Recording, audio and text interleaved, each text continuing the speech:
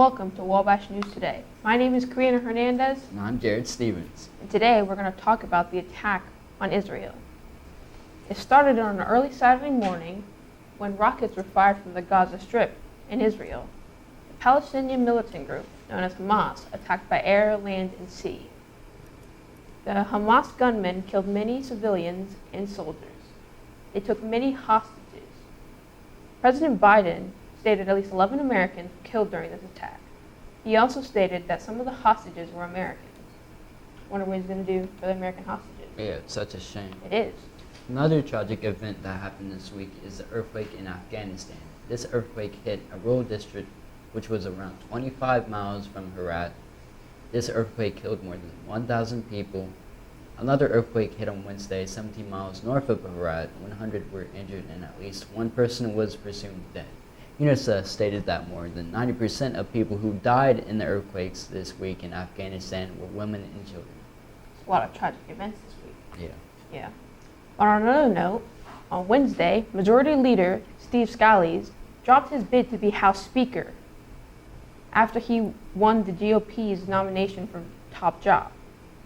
Scalise added by stating he will be continue to be Majority Leader and that he won this job through a nominated secret ballot vote on Wednesday. He defeated Jim Jordan of Ohio. Many Republicans were asked if they would support Jordan in being the Speaker of the House. There was some division among the responses. And on Monday, Harvard professor Claudia Goldin was awarded the Nobel Memorial Prize in Economic Science for her work in advancing the understanding of women's progress in the workforce. Goldin is the third woman to win this award, and she was the first woman to be offered tenure in Harvard's economic department in 1989. Congratulations, Ms. Goldin. Now on to Jacob Horn, who will be talking about NFL and NBA and the recent news on sports. In sports news, the Las Vegas Raiders defeated the Green Bay Packers in a Monday Night Football showdown with a final score of 17-13, where the Raiders defense had 3 takeaways from the Packers offense. This put both teams at a record of 2-3. An update on star wide receiver Justin Jefferson's hamstring injury. He will miss at least 4 weeks with the injury he sustained against the Chiefs in a game where the Chiefs won 27-20.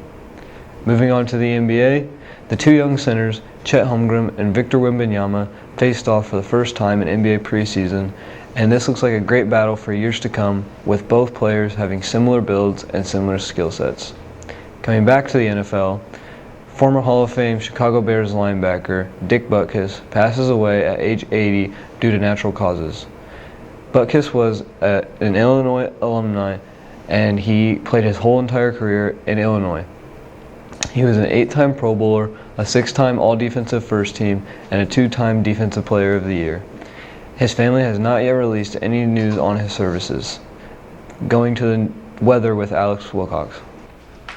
For the week, it looks like it's going to be mostly cloudy, with Wednesday and Sunday being with rain.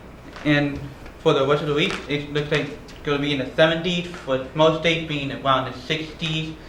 Thursday would be 73 for the highest and 63 for the lowest.